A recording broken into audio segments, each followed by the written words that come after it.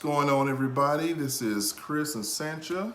Hi, everyone. And I told you I had a special guest. The first time we've actually gone live together. So this is going to be monumental. I can't wait to see what comes out of this. So as I told you, I got the guru. I've done lives before, answered a few questions, but I can't answer the questions like Sancha can. So I'm going to allow some people to come in here. Hopefully we can get a nice crowd going and we can answer some questions about the real estate market. So we're trying to do this for Instagram on my left and Facebook Live on my right. So, and if you hear any snoring in the background, it's not either one of us. We didn't actually fall over and go to sleep. It's our dog. He has a little place in my office and he likes to come and he snores and you may hear it. So sorry about that in the beginning. That's all right. Hi, everybody. Just waiting to see for a few people to get online. And in the meantime, as you know, these lives are actually recorded so that if there's some information that you didn't get in the beginning part of it, you can actually go and refer back to it.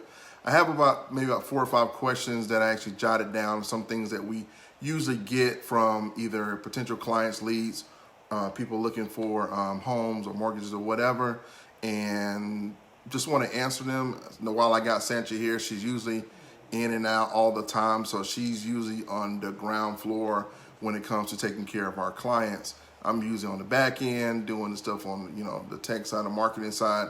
So it's really good to have her to answer these questions. Although I'm learning a lot. This is my 3rd year in real estate, and I'm learning a whole lot from her, and also just being in the game. So we got someone in here finally. Hey, what's going on? Hi. You have any questions, let us know. We're monitoring the chat so we can be able to answer those questions for you. Or if you just want to actually just say hello, we just say hello. So go ahead with the question. Yeah, let me go with one of these questions here. And as usual, it always logs me up. So what's going on with the housing market for buyers now? What are you seeing now? So, there's been a lot of talk. I'm not sure if you've heard, but, there is a shortage of housing. Sellers aren't putting their properties on the market right now as much as they have in the past. So, but we still have a lot of buyers. So we do have a supply and demand issue right now. And what's been happening with our buyers is that, once a property comes out, of course, if it's a nice property, then you have a lot of buyers going after that one property, which has been causing a lot of bidding wars out there for our buyers. And so it's been a little difficult for some of the buyers trying to, secure a home with the bidding wars. I do anticipate, though, typically our spring months, the market starts to warm up a little bit where more houses come on the market. I'm hoping that would be the same as, again, this March or this spring. But we don't know. COVID has been playing a role in the supply and demand chain. And so we're just hoping for the best for this spring, and that, we'll have a little bit more homes for our buyers to be able to secure something. Yeah, that's one of the frustrating things, not only for clients, a lot of times if they're first-time home buyers, they're not really understanding sometimes how tight the market is. Right now it's very, very tight. So just because you may put a strong offer out there, you may not be asked for closing costs, you may be going above the actual listing price. There are a lot of people out there willing to actually do, thousands of dollars over the listing price just to win that bid. So, and I think it was a story on one of these realtor groups, and they were talking about how many offers that they actually got on the property, and it was like 60 or something like that. Well, there was one where, there were 63 offers on one, but I mean, I just got out of one myself where within 24 hours of showing the property to my buyer, we put in an offer the same day, came out that morning, we saw that evening, put in an offer that same evening. By the next evening, less than 24 hours, they had 24 offers. Now, I typically, advise my buyers, put your best foot forward the first time, because you may not get a second option, because not every seller will call for highest and best. And what that means is the seller is saying, I have multiple offers, give me what your highest and best offer is. But they don't always call for that. So going into the offer process, thinking, hey, this is my highest and best, because you may not get a second chance to revise that offer. And, what we're seeing is, buyers are bidding over and above the list price, asking for no closing costs, little to no inspection periods. Depending on the loan type, some buyers are not even asking for an appraisal contingency. So, from a seller's perspective, sometimes, you're looking at, in this particular example, 24 offers, you're looking at what offer is going to benefit the seller the best. So unfortunately, only one offer will win. So I do encourage my buyers not to get discouraged because somebody did win a bid, and your turn will come as well. Some of my buyers are moving towards new construction instead of the existing home market. What that allows us to do is not compete as much, but there's still some competition. It's first come with their earnest money who's approved for their loan will be able to get under contract for new construction. And we're kind of seeing a shortage as well with new construction, because they can only build each home they can only build so many homes. So we are seeing where many of our builders are selling out each phase a lot quicker than anticipated. And so that is causing a ripple effect as well, where these new construction, they open up this month and 2 months later they're completely sold out. So I encourage you, if you know that you want to buy, put yourself in the best position to be able to buy. That means whether it be having some additional savings, what programs are you getting qualified for? If there's something you can do to diversify your product availability. Most first-time home buyers sometimes look just to do FHA, but maybe there could have been something you could have done with your own credit profile to make you be eligible for conventional. That will give you a little bit more wiggle room too, in terms of the properties that select you, I guess. So that's something to also think about, is making yourself a little bit more marketable in this timeline, so that you can be more competitive when submitting your offer. So what are some things you're seeing from your the clients that are hurting them when they're looking to actually get a mortgage to get qualified? And what are some things you're seeing from people? Well, from the mortgage standpoint, what's been hurting a lot of recently, really, what's happened for a while, but comes up again recently, is the student loans. We have a lot of buyers that have a lot of student loans, $100,000, $200,000 in student loans, $300,000 in student loans. And it does hinder the ability to qualify in some cases.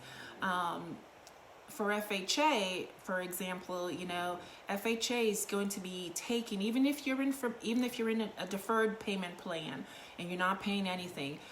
It's not like the olden days where if you were deferred for a certain period after closing, we would leave it as zero.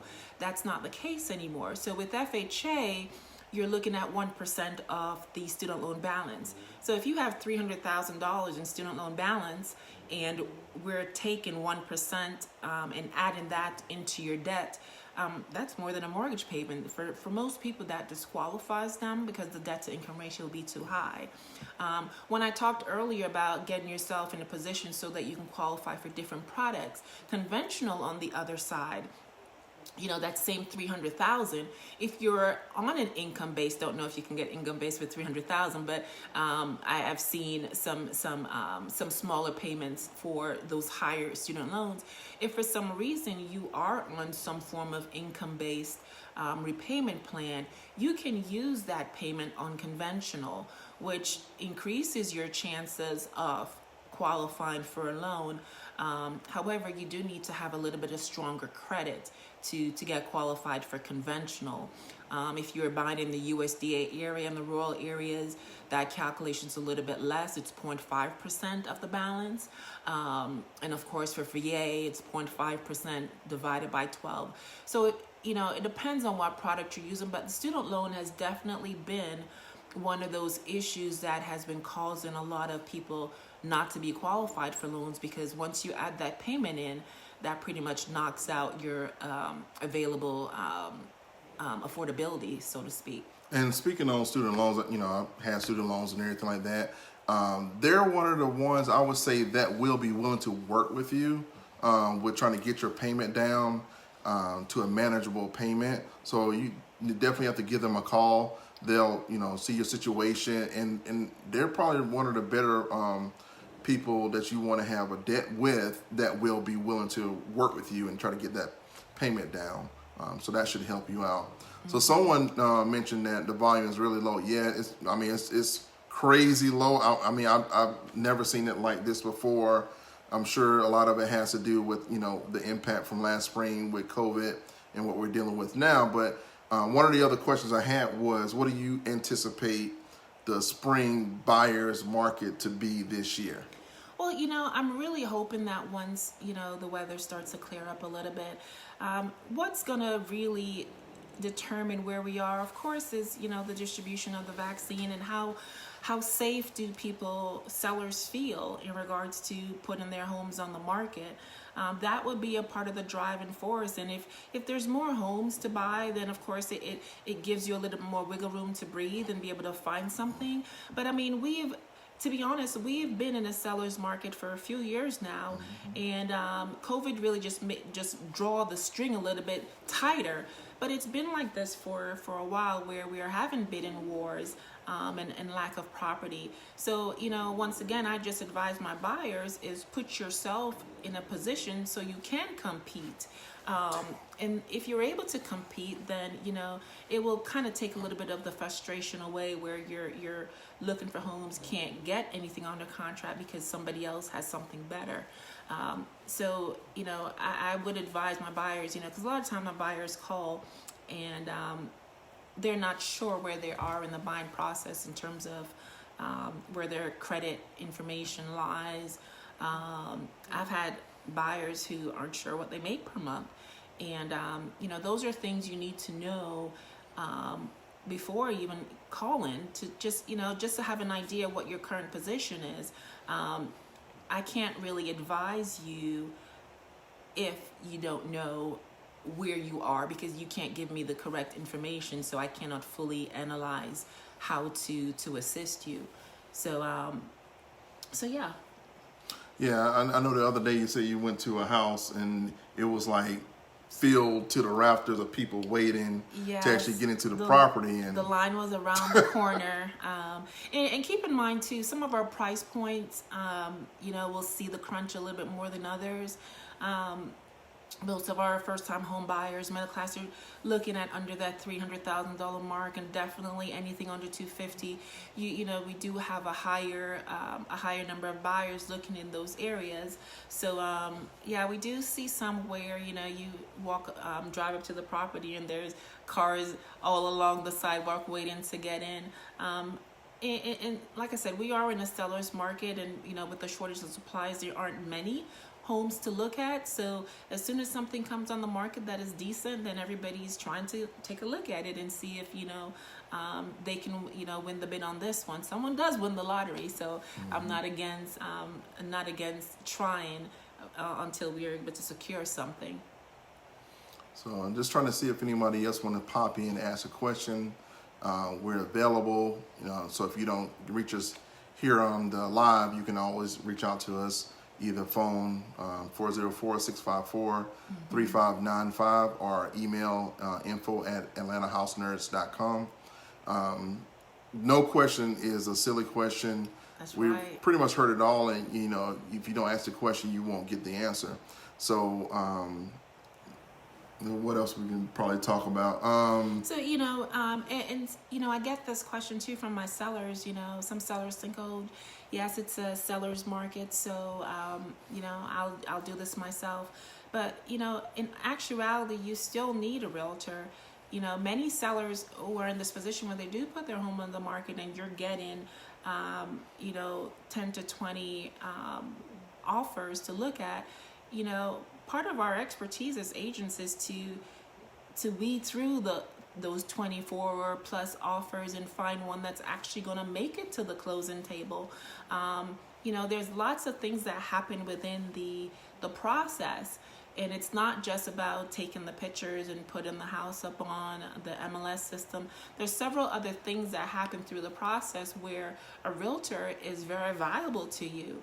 And one of the things is knowing how to decipher between those multiple offers as to which property will make it to the closing table, which buyer is actually the most beneficial to you, because it's not always about the most amount of cash. There's other contingencies in the contract that, hey Ray, there's other things in the contract that could potentially hinder you from closing. We do have also some sellers who, some buyers who own homes who need to sell their current home and purchase another one. And so right now, having a contingency to sell your home is, it's going to be very difficult for you to find a buyer or find another seller that's willing to wait for your home to be sold so you can buy their home, because Oh, I'm sorry. I didn't mean to. But I do this all the time, so it's not anything new for us, but it's probably new for you. Yeah. This is a good opportunity to kind of talk a little bit about the knock program. I was just going to okay. mention that one of the things, typically when my buyers are also sellers, you do have the option to sell your home first. Then, of course, you do have that, if you have some place where you can stay in the interim while your home is being built and or till you find something, that gives you a little bit more security where you sold your home, have your money in hand, and then when you go to buy your new home, you have no contingency on the new contract. But we also, are now working with Knock, the Knock home swap program.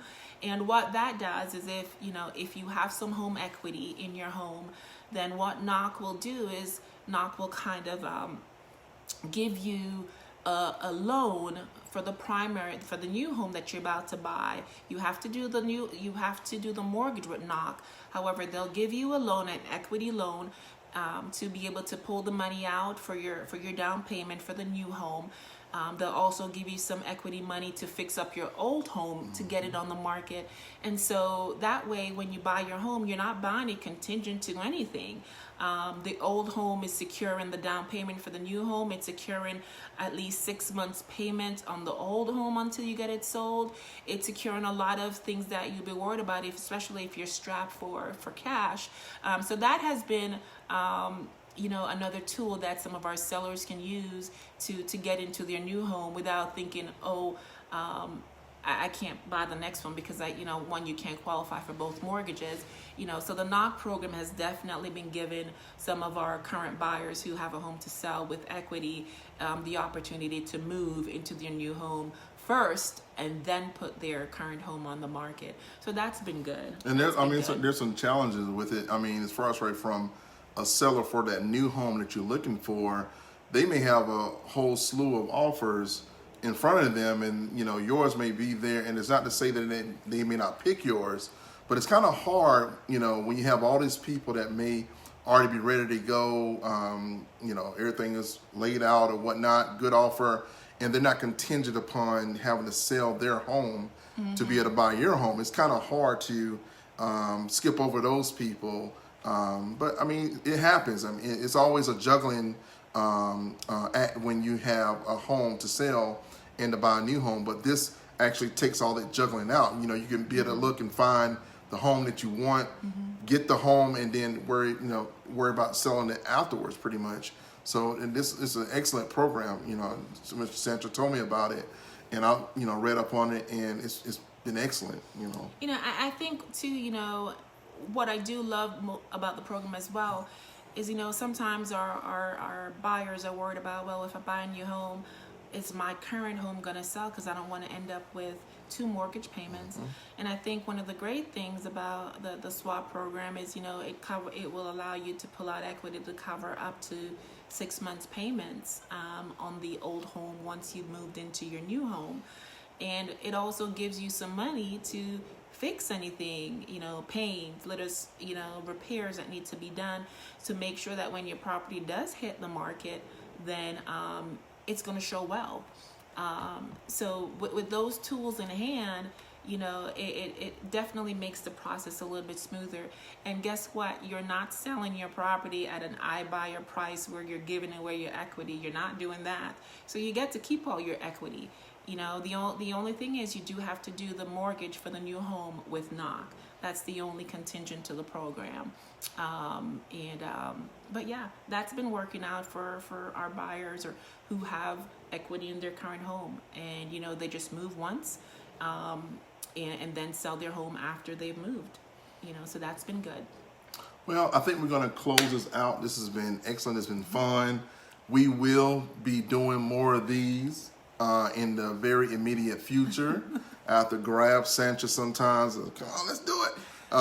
But for the most part, I think this will be helpful not only for yourselves, but helpful for us to be able to have another avenue to be able to relay information out for you. So again, if you have any questions, please don't hesitate to reach out to us. Phone number, email, visit our website, live chat on our website. And also, if you want to hit our DMs, you can do that. And if not, we'll find you some other way, whether it's an ad or whatever. So don't be shy. We're very friendly people. Yeah, we're here to help. I believe in educating my buyers and my sellers. I think as a realtor, that's pretty much part of our job is to make sure that you have the information you need to be able to make an informed decision. That's why you hire a professional. So, there's, as Chris said, there's never a question too silly. I encourage my buyers and my sellers all the time, even if it's 3 a.m. in the morning, you wake up, you have a question, write it down, email it to me, and I will get it answered for you because, this is a big investment and we want to make sure that you have all the information viable and available to you so that you can make appropriate decisions for you and your family. So, reach out to us. Like Chris said, email, text, phone calls, because we're here to help and we want to make sure that we provide the information that you need. Yeah, we're pretty much consultants. You hire us to be able to come and give you our experience, our expertise in guiding you for making this huge decision in your life. This is a life decision for many people when they actually invest in a home or sell a home. A lot of stuff that actually happens with that, and we want to be able to help guide you so that you feel most comfortable making the decision. And Chris didn't cover it, but what's new for us? I didn't? I don't know if you did or not. I just don't remember. But so most of you know that I did have an underwriting background where I underwrote loans for many, many years. So last year I took another leap and also got I was a loan officer back in 2000 when I first came into the business, but I am also doing mortgage loan origination again. So we are, coupling where I'm doing some loans. Chris is helping out on the real estate side. And so currently I'm only licensed to do loans in Georgia, but within the next 2 months or so, I'll also be licensed to do loans in South Carolina and Florida. So if you have any family, friends, anybody who needs a mortgage in those states, please, I would definitely appreciate your referral so that can help those families as well. So yeah, that's pretty cool. So just reach directly out for Sandra for that. Anything with loans, just reach directly out for her for that. But anything real estate related for buying and selling, just reach out to the Atlanta House Nerds. So I think it seems like we got a few people that were kind of popping in the last minute. You have any questions? If not, we're gonna go ahead and close this bad boy up and get these kids into bed. And also get the dog out before the end of the night. But we're gonna wrap up. This was fun. We're definitely gonna do this again very, very, very soon. Probably this week. So I'm putting an appointment on the calendar and have her actually come and do it. But that's pretty much it. And as always, choose a nerd. Choose a nerd. Bye-bye.